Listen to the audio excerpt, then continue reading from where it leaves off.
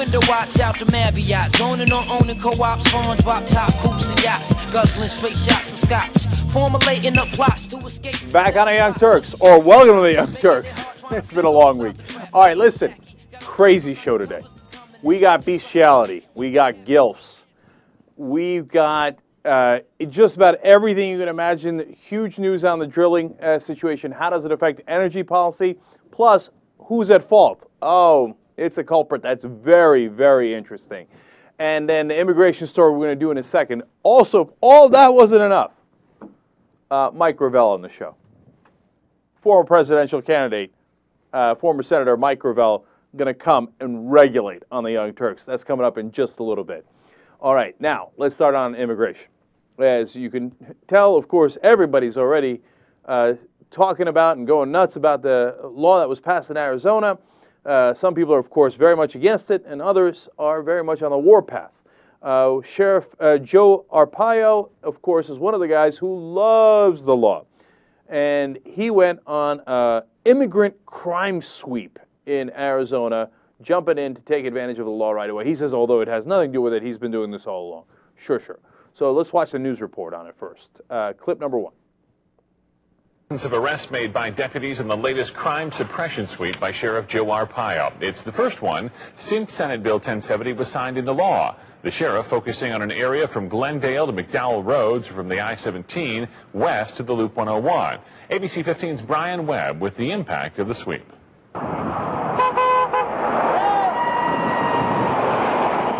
Sheriff supporters lined the streets, waving signs in the shadow of the U.S. flag, while the sheriff himself announced his 15th crime sweep.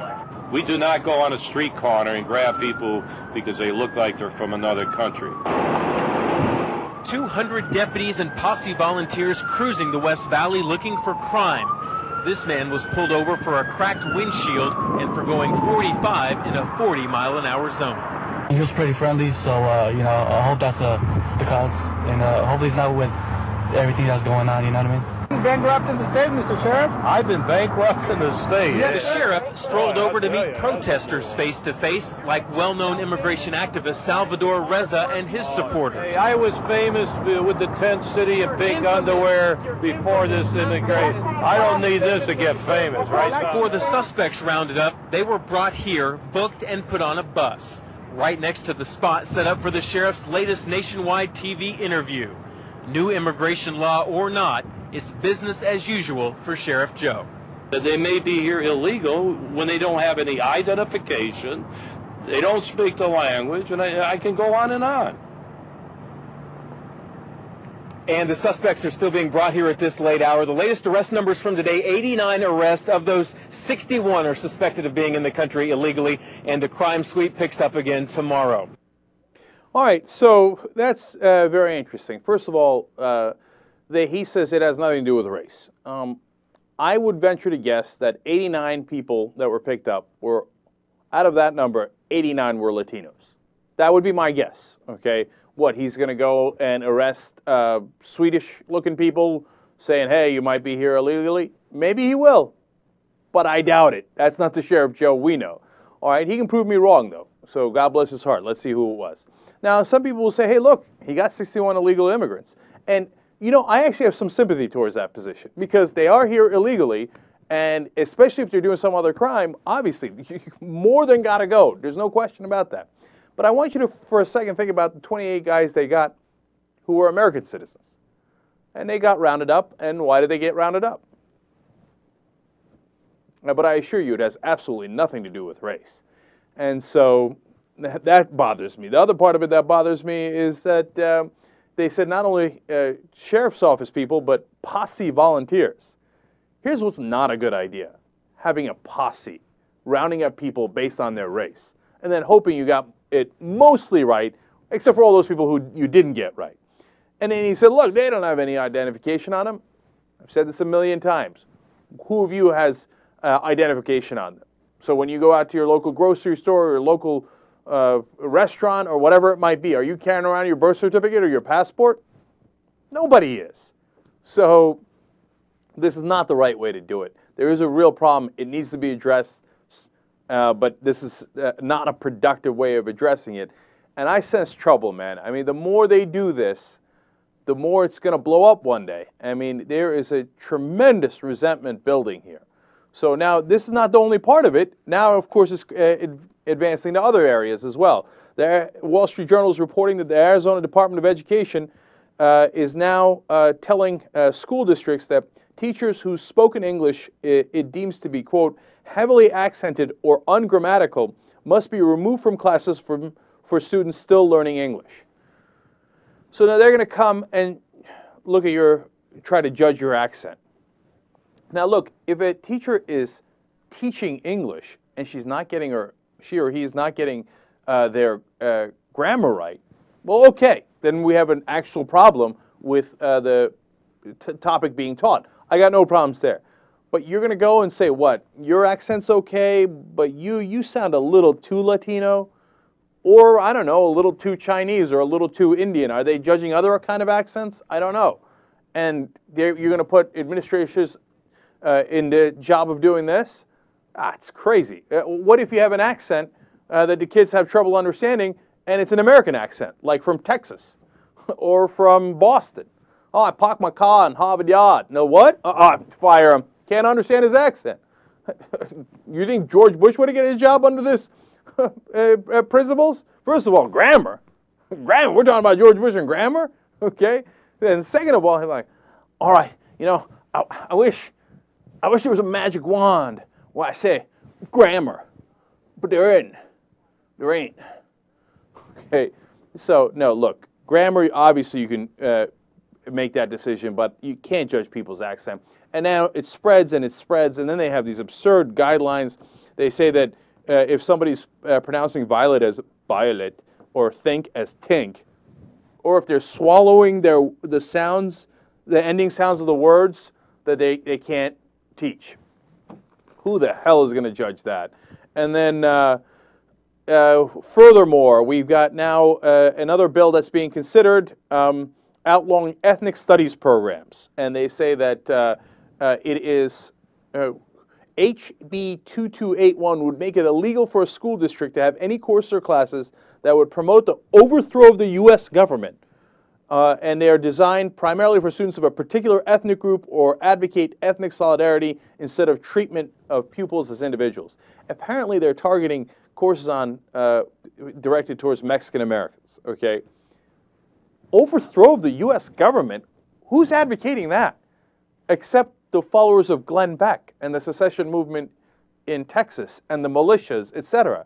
Only the crazy right-wingers are saying that. I don't know anybody who's saying, oh, let's take back America from Mexico.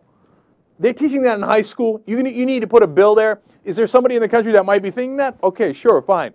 You show me an instance where there's a teacher advocating the overthrow of the U.S. government in a public high school. And I'm 100% with you. Let's fire them. But there ain't no instance of that. They're attacking problems that don't even exist. This is America. We need to make sure that they understand real history. You know what the part of the problem is? You know why they're considering this bill? Because they're teaching about the history of America, including the West, California, Arizona, Nevada, Utah, etc.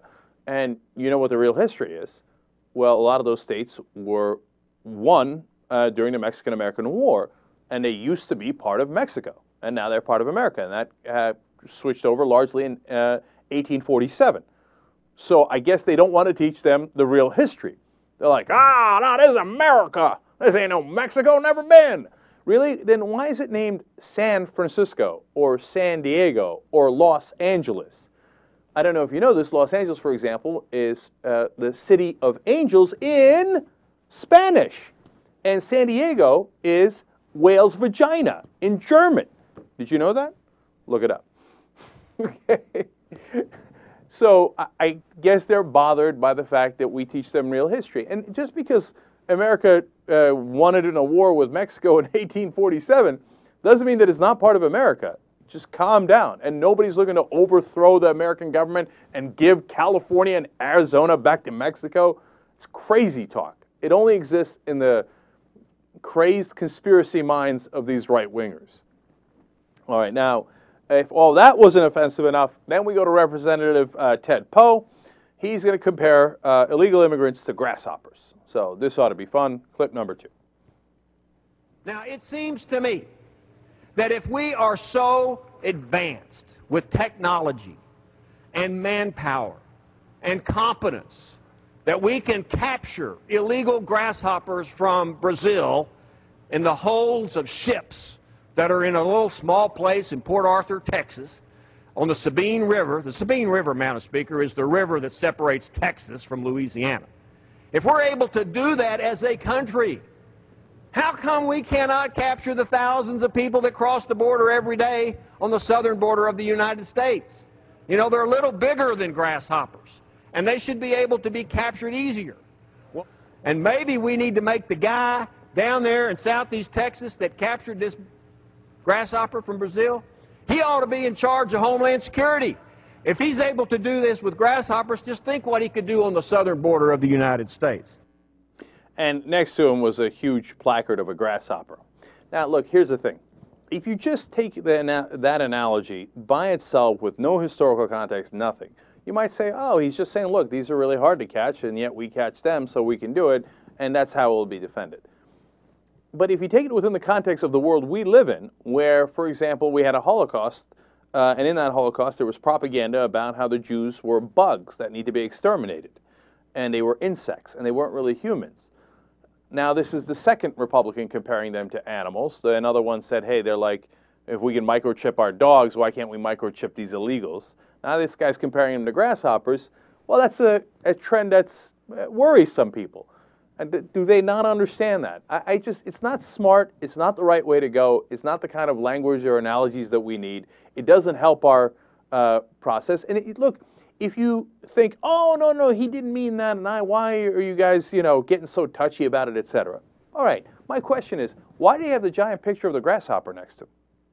Now, if he wants to make a point in passing and say, hey, look, we can catch these tiny little things, why can't we capture human beings? All right, but why, when giving a speech about illegal immigration, does he have a bug next to him? Come on, it's too easy. And to say that he's totally oblivious to all the ways that people have been compared to bugs in the past and what that's led to, I guess that's convenient, but I'm not buying. Now, look, I'm not saying you got to fire the guy or suspend him or censure him or whatever it is. I'm just asking the Republicans and the conservatives to think a little bit before they go in this direction, because it's dangerous. All right, my guess is they will not take my advice on that. Now let's go to the governor of Arizona. Governor Jan Brewer is, of course, on Fox News, and she's, of course, going to get a giant softball pitched her way, and let's see what she does with it. Clip number 3. Do you think that these folks who are all noticeably outside of your state, the ones that I just ticked off, including the president, have an appreciation, Governor, for what Arizona has been going through with respect to illegal immigration? Obviously not. Arizona has been under terrorist attacks, if you will, with all of this illegal immigration that has been taking place on our very, very porous border. The federal government has not stepped up to protect us and to do their job and to fulfill their responsibility. And we reap all the criminal activity, the kidnappings, the drugs, the cartels, the decimation of our countryside. It has been awful, and it is unfortunate that the feds stand silently by themselves and not responding to the outcry, not only the outcry in Arizona, but an outcry from all the people of the United States of America. The whole issue comes back that we do not and will not tolerate illegal immigration, bringing with it very much so the implications of crime and terrorism into our state. Now, what did I tell you? I told you that they would expand the definition of terrorism, right? Remember when they were doing the warrantless wiretapping under Bush, and they said, oh, don't worry, it's only for terrorists. Then, of course, we found out it wasn't only for terrorists, and they were wiretapping U.S. soldiers in Iraq and listening on their phone sex conversations, right? And then we said, look, the natural next thing that they're going to advance the word terrorist to is drug dealers. And that's exactly what happened. And now we have the governor of Arizona calling basically all illegal immigrants terrorists. And so, of course, nobody should have any rights. And remember what the Republicans want done to terrorists. No trials, certainly no civilian trials, and waterboard them, enhanced interrogations. Look, everyone who disagrees with you is a terrorist. Everyone who's done anything wrong is no longer just a criminal or undocumented or whatever it might be. Everybody's a terrorist. Watch out. And she talks about the real problem is drugs and criminal activity. But that's exactly right. Most of the people coming over the border are just going to get normal jobs, okay? But the ones that are causing the tremendous problems are the ones that are criminals. And what business are they in? Drugs. What's the real problem? Yes, immigration is a problem, but as far as the violence is concerned, the real problem is that you made marijuana illegal and created this enormous gang infrastructure in Mexico. Now that's spilling over the border, and that's causing all this violence. We know what prohibition does. It causes gangs. When alcohol was prohibited and that you couldn't sell it, what happened? Al Capone and the gangs of Chicago came along. You have prohibition against marijuana, and you have these enormous gangs. And then when they cause violence, the Republicans say, oh, no, it's not that we made pot illegal that caused these gangs. No, it's the immigration problem. You see, they're all terrorists. It's not productive, it's stupid, and it doesn't solve the problem at all. It makes the problem worse. So they need to get their head straight on that. And of course, Fox News was some tough questioning there. I mean, really, way to go after her, Megyn Kelly. Governor, please tell us about how the rest of the country doesn't understand you, including the president. You have all these troubles. And tisk, they have no idea. Please tell us about how right you are. Fair and balanced. Real journalism over at Fox News. All right. Let's take a break here. And I believe we're going to come back with Senator Mike Gravel. Interesting. Young Turks.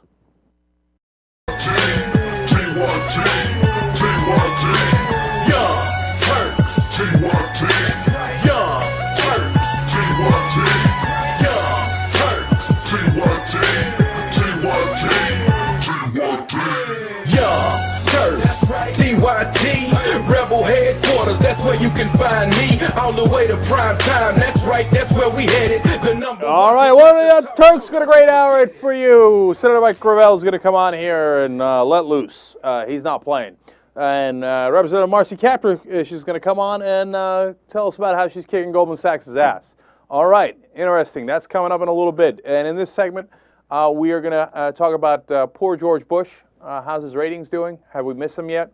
I got a story on beastiality for you, and a hell of a lot more. But before we do anything else, I just want to start with the tweet of the day because I'm loving our Twitter account. And so, and there was a couple of good ones, and Anna said that I have to do this, so I'm going to. First of all, Atheist Church wrote in, I probably know more about U.S. politics than I do about the U.K. because I watch the Young Turks every evening, which is why I'm still awake now. Come on, who doesn't love that? Okay. Furthermore, this was Anna's favorite. Al Freeland wrote in, someone buy Cenk a new car. I feel bad every time I hear about car issues. Thank Allah for Wendy. Because Wendy's the one, my wife, who helps me fix all my car problems because I'm a spaz and don't know how. He's referring to that. That's very funny. By the way, don't buy me a new car. Okay, everybody calm down. I appreciate the thought. All right, and then finally Tom Schober said, hey, thank you for featuring my tweet on Thursday's show. You guys are amazing. All right, I love twitter.com/theyoungturks. On the weekends, I send out more because that's when I have more time to get you some of the articles we talked about during the week or some new ones that I find interesting. So I'll be doing that this weekend as well. All right, now, let's get started. Laura Bush has a new book coming out, and so does President Bush, actually. Her new book is Spoken from the Heart. Oh, schmoopy ba-boopy. Except some of the topics are not that schmoopy.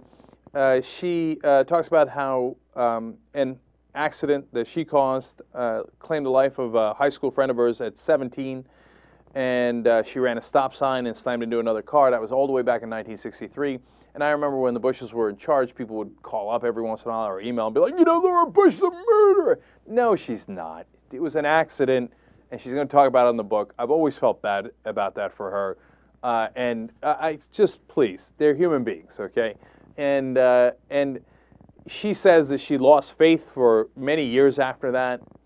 I don't know why she lost faith over it. I mean, that really didn't have anything to do with God. It had to do with the fact that she didn't see the stop sign, you know? So I wouldn't put that one on God. But she also had the part in the in the book about how she claims they were poisoned, and then the Homeland Security advisor for Bush had to come out yesterday and say, no, they weren't really poisoned. And that was in a European summit in 2007. They said, not really too true. Okay, now, the other part I loved about the book is that she says that it stings when they call her husband, a, quote, an incompetent leader, or, quote, a loser. Well, I would imagine it does, but unfortunately, that's not really people's fault. That's your husband's fault, because that's kind of what happened. Now, that leads us to the issue of whether Bush is going to be rehabilitated. You know, this is what people talk about after somebody leaves office. Is his image going to get better, worse? How's it doing? And there are now news stories out about, oh, yeah, absolutely. Bush is looking so much better now. And, for example, Mark McKinnon, a Bush confidant who still bikes with the president every day, says the rehab's well underway. Except when you look at the article, and this is surprising because these McClatchy newspapers, they usually do a very good job, the numbers don't back up their thesis at all. So the president is still exactly as unpopular today as when he left office. His popularity rating is an abysmal 27%. The unpopularity is up at 58%. I guess more people are maybe undecided. I don't know. But for 27% for a former president is disastrous. Now, when they ask people, hey, who do you think's at fault for the economy being in the terrible shape that it is now, well into Obama's first term, you know, we're way past the 1 year mark, right? By a 3-to-1 margin, people say, no, it was Bush. We're not stupid. We remember when it blew up. It blew up during Bush's term. So who's primarily responsible? Obviously Bush. So where's the rehab? I don't see it, right? The final fact here was, again, damning with faint praise, and they really didn't have the numbers to back it up. When Bush left office, 61% of historians thought he was the worst president in U.S. history.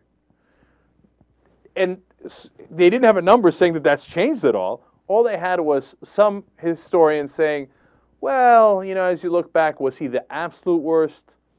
Maybe not. We'll see how you know, time continues and how it works out. That's not really a convincing case that Bush is on the comeback. People have been talking about Bush's comeback since 2005. I remember after the elections and Tim Russert came on, they're like, oh, the narrative of comeback, Bush is making a comeback. Based on what? The guy's an idiot. Okay, sorry, Laura, but he is. And he ain't ever going to make a comeback because he made all the wrong decisions, whether it was Iraq, the economy, etc., or the deficit, by the way. The article also mentioned that. When he came into office, the deficit was $5.7 trillion, or the debt was. When he left, it was $9.9 trillion. He nearly doubled it. And now all these Republicans belly aching about, oh, no, deficit, I can't believe it. What did you do? What did you do? You nearly doubled the deficit. So hush up. Go away. All right, so that's Bush for you. Now, oh, I got a good story on Massey Energy. It turns out... Suiciders. No, that's Bush. Sorry, I played the wrong clip. It's a fascinating one. But now that we're on Bush, hold on. You know what? Ideas about his comeback is a little... I think it's kind of what we call speculation. Me saying he's an idiot is kind of a... That's kind of one of those exaggerations.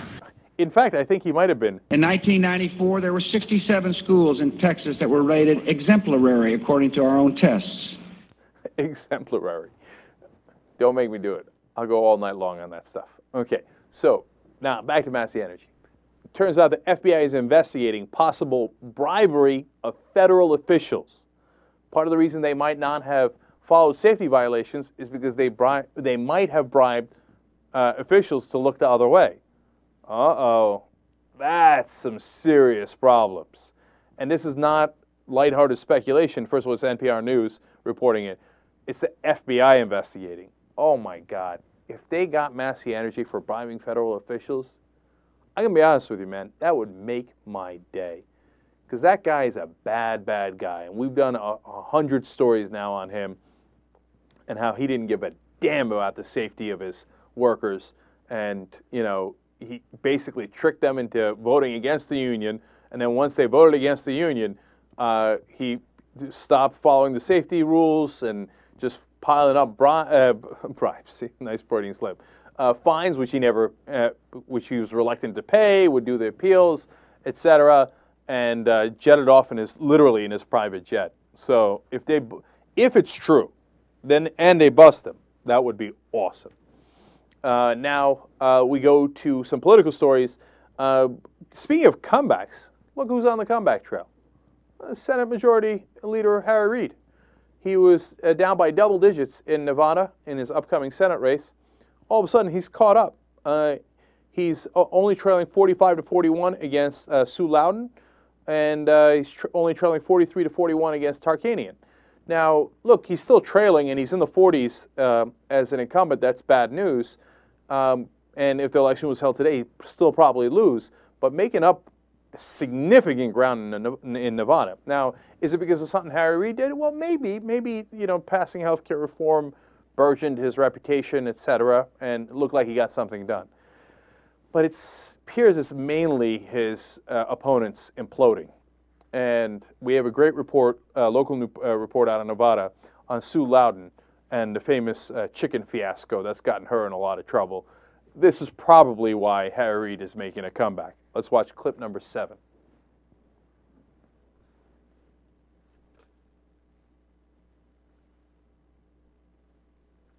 Brandon, those in politics say this does not bode well for her?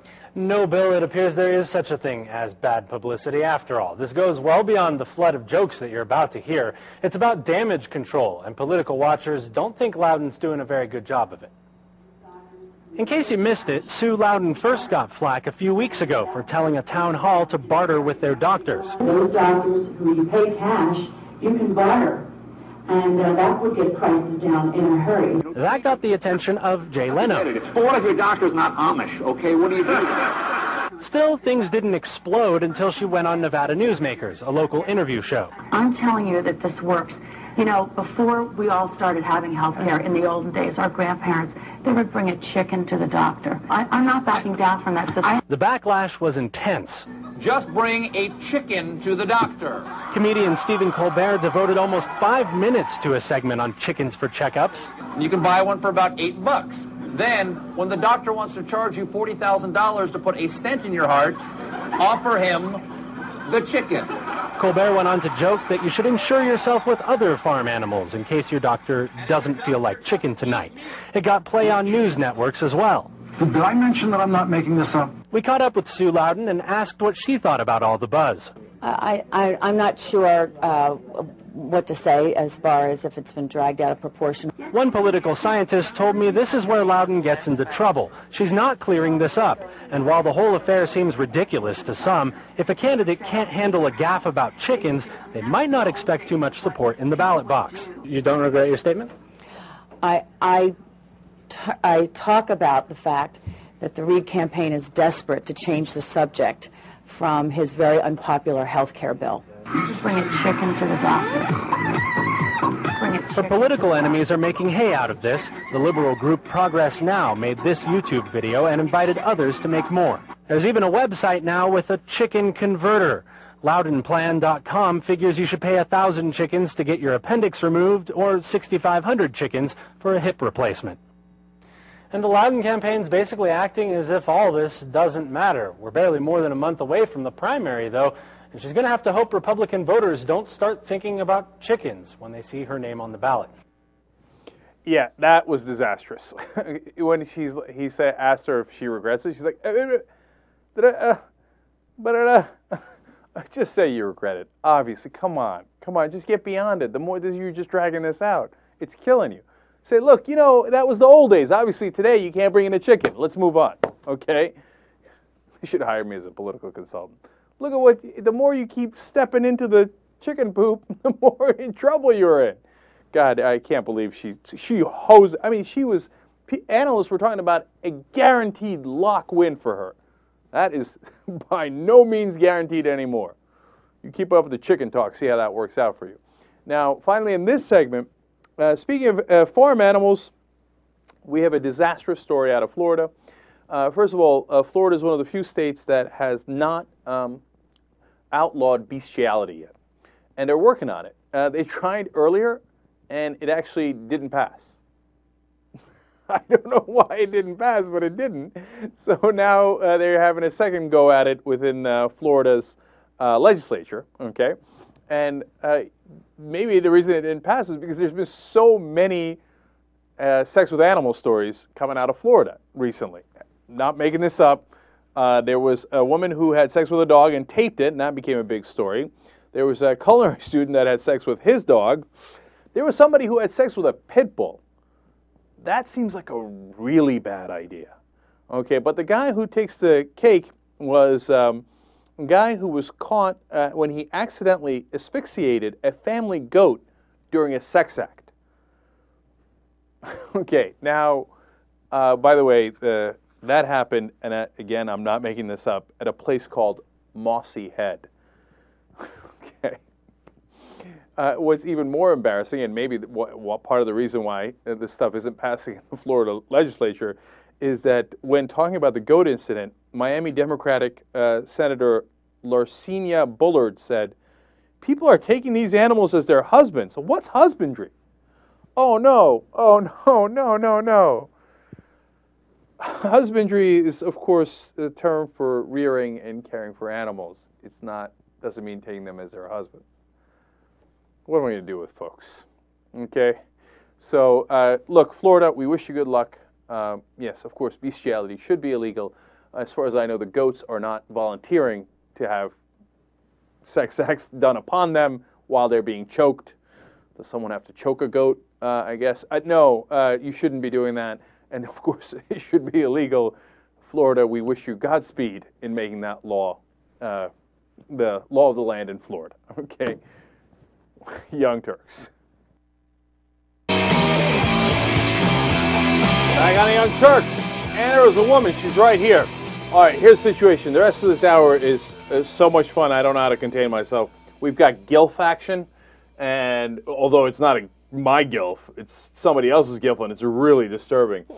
And we've got hypocritical fat asses, so that ought to be interesting. Yes. All right, that's coming up in just 1 second. But I'd just like to make a quick note about What the Flick. All right, I was not on this week, and I love that. Okay, now that's weird. Why do I say that? 2 reasons. One, it's nerve-wracking to go to those movies at the end of the show, right? So I didn't have to run to 2 movies this week. It was an enormous relief. 2, it turns out the movie sucked this week because I watched it home. And that leads me to my second overall point, which is I loved watching What the Flick from home. Mm-hmm. I'm like, you know what I'm going to do? I'm not going to turn on TV. I'm going to turn on theyoungturks.com. Hey, look at that. There's What the Flick. And that was a fun conversation they had about it. And I liked Ben Zero on Nightmare on Elm Street. Mm-hmm. How you like them apples? I like those apples a lot. Okay. And apparently I'm not seeing that one or Harry Brown. Okay. So we move forward. Yes. What do you got for me first? All right, we're going to talk about hypocritical fat asses. Go. Debbie Schlussel in the news again. All right. She wrote another extremely offensive blog about Gabourey Sidibe, and she talks about how People magazine released their issue of the world's most beautiful people, and of course, Gabby is in the issue as one of the most beautiful people in the world. And you're telling me Schwang Wang Wang, Debbie Schlussel over here didn't make the list? Yeah. And she's butthurt over it? It seems like she is. I have her. Oh, come on, look at this. All right, we got to raise the audio. All right, just let me listen to her for a couple of seconds. Time Talk has endorsed BO. No, not the smelly BO, but the presidential BO. Oh, I love that every time. Schwang Wang Wang, Debbie Schlussel. But the presidential BO. No. Barack Obama. All right, so why does she care about Sidibe? Okay, so so she writes this whole blog about Gabby and just says the most offensive things. Before I read you parts of the blog that I found most interesting, I just want to note, okay, the fact that she doesn't consider inner beauty at all. She's only looking at outer beauty, all right? So this is what she says. She says that People magazine is intellectually dishonest and a promotion of fat people as beautiful and sexy. They aren't unless you're a chubby chaser. So she begins with that. She also includes a quote. Apparently she knows the world of chubby chasing. Debbie, have you been chased? She must have. Then she goes on to include a quote from the Notorious B.I.G. saying, "I hope the silkworms got paid overtime to make this dress." And she wrote that under a picture of Gabby where she's wearing the Oscar dress, the green dress.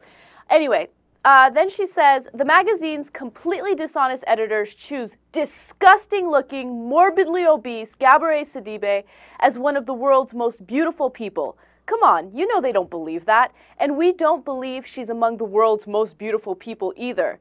In an appropriately designated special double issue, no less." Yeah, and she keeps going on and on. She calls her a size 524. She says she's gorging herself into oblivion. She says she's gross and sickening, just gross to look at. She just tears this girl apart. All right.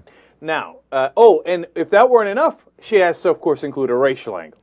And saying that, hey, you know what, large, fat white women like herself never make the list, but since she's black, she all of a sudden made the list. But what's amazing to me about this whole thing is she never once mentions how she herself is a fat ass. I mean, what do I got there? 2 chins or more? What do we got going on here? I mean, is this the model of hotness? Who is she to make a comment? Look, at least when I comment on people's looks, I make the disclaimer. I'm not just the founder of the company. I'm also a member. Okay, I'm like, those old bold things. Yeah, I'm a fat ass too, right? So you have to at least acknowledge that. It's terrible. Now, here comes the crazy twist in this. I actually agree with her point. Okay, wait a minute. Okay, but not in any of the ways that she said it. And I don't agree with the racial point at all. You think they don't have enough white people on the most beautiful people list? Which list are you looking at? That's crazy, okay? But look, does Gabby, as much as I like her, does she belong on the most beautiful list? Keep it real, Anna. Look, Keep it real. You're making the same mistake that she's making. Okay, people's most beautiful list doesn't necessarily mean the most beautiful physically. It could mean the most beautiful internally as well. Swang, wang, wang. I'm not buying that either. The cover of this issue is Sandra Bullock. Sandra Bullock is on this cover. Okay. Is she considered one of the most beautiful people in the world? I mean, yeah, she's pretty, but she's not one of the most beautiful people in the world. Is she one of the most beautiful inside? I mean, these are all celebrities. This is all goofy. Then why wasn't Mother Teresa on the list every single year? Yeah, I'm not buying it. No, whatever. Who cares? Look, whatever, Jink. No, I'm getting whatever. This kind of shit just gets on my nerves. And look, I'm not going to be hypocritical, and I'm not going to sit here and say, "Oh yeah, Gabourey, she's fucking hot. I want to look like her." No, I don't find her physically attractive either. Okay, but it's not fair to constantly rip her apart when you don't know her. And when you don't even look in the mirror and look at your own fat-ass self. No, that part I agree 1,000,000% on. And look, even if you say, like I just said, hey, you know what, I don't think she should be on that list. You don't have to call her grotesque and gross and... sickening to look at. Sickening to look at. Have you seen any of your videos? I mean, you want to talk about sickening to look at and listen to. Debbie Schlussel, okay? Especially given your vile opinions on just about everything else. Okay, at least Gabby's a great person inside. She has this, a love of life that's evident. It's not because she's necessarily a celebrity. We know her because she's a celebrity. But when you talk to her in the interview, she's not like the other boring celebrities that just sits there. Oh, we had a great time on the set, whatever. She's, busting out with life. And there's something very positive about that. There's something very beautiful about that. That's why That's why I believe she belongs on that list. It doesn't necessarily have to, you don't necessarily have to be a size 2 with gigantic breasts and blonde hair to be considered beautiful. I guess that's my point. Here's the thrust of our disagreement. I think people could make a separate list of the 100 most kick-ass people, which, by the way, they should put some thought behind. I almost want to make that list, okay? And then I would put Gabby on that list. But keeping it real, I can't have her on this list because everybody else on the list is obviously there 90% because of their looks.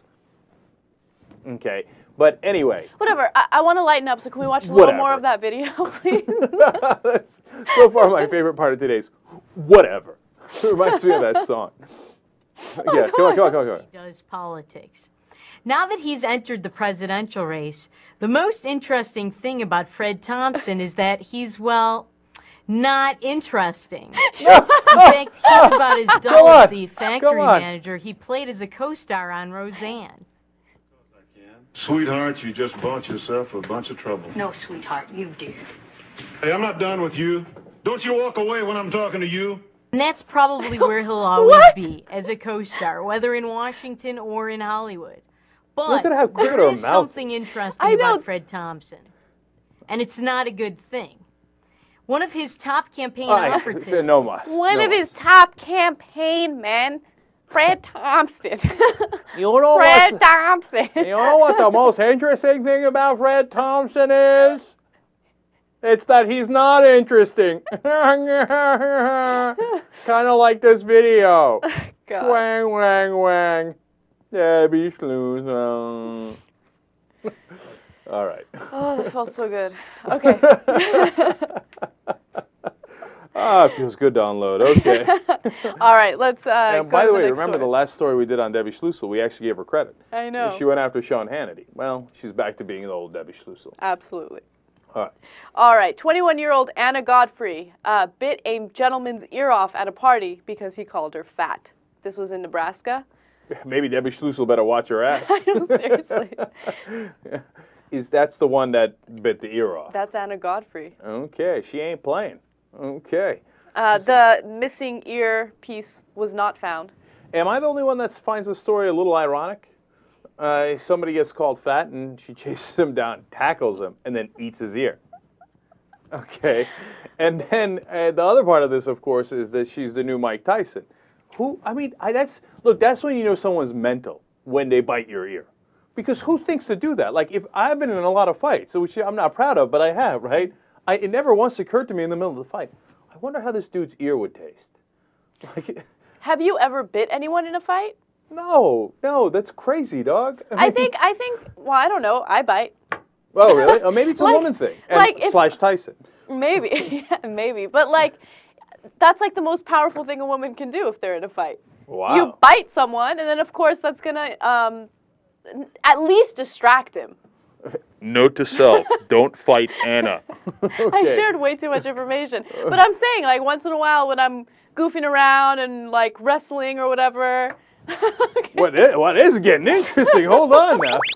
What's happening here? I don't know why I went there, but no, okay, whatever. When I'm wrestling with my boyfriend or whatever, we're just roughhousing because I like that. That's fun. Oh, interesting. Okay. If he gets a little too rough, I bite him and then he stops. Oh, okay. And then I bet he gets a little rougher, huh? Is that how it goes? You're making this dirty when it doesn't need to be. No, this is not dirty. This is a clean show. I shouldn't have gone there. Okay. I denounce and reject myself. Okay, all right. Now that stuff you said about your teeth in the post-game show earlier this week, does that come into play? No. I mean, it's so sexual, it'll almost turn me on. I haven't said a word. Man, this show put me in trouble. All right, that was fun. What's next? All right, we have some GILF action on today's third hour, so let's do it. Her name is Her name is Pearl Carter. She is dating her 26-year-old grandson. Oh, come on, dude. And they are going to have a child together through a surrogate mother. Okay. People in this world are just unreal, man. So she says that she didn't know him all this time, that she had given up her own daughter for adoption, lost track. She tried to find her, couldn't. Then the grandson comes about, and he tries to find his grandmother. They do. And the minute they meet, there's instant attraction. She says that for the first time in years, she feels sexually alive. That was a quote that she gave. With her grandson. Yeah. Oh, unreal. And okay. she also talks about the first time they had sex. Oh, yeah. Hit me up with that. She says that she kind of lured him into the room and sat him down next to her on the bed. And then she went in for the kiss. And she thought that he would back away, but he was into it as well. And then they made love that night. No mas, right? Okay. No, and for a couple of weeks before they made love, they said the sexual energy in the room was so charged. Okay, she thinks that there's some genetic thing to this? Yes. She blames it on some sort of, not a disorder, but some real physical thing. It's called genetic sexual attraction. Okay. And what's amazing about that is that they say, see, once we heard about that, we knew it was okay. Yeah, but it's not okay. It's not okay. I mean, first of all... That's like saying, oh, this medical journal says I have cancer. That's okay. Like, there's still something wrong with you. Yeah, you should, maybe look into that. They're like, no, we have genetic sexual attraction. Right. So it must be cool. And then she told him that, and he's like, oh, I see, so let's do it.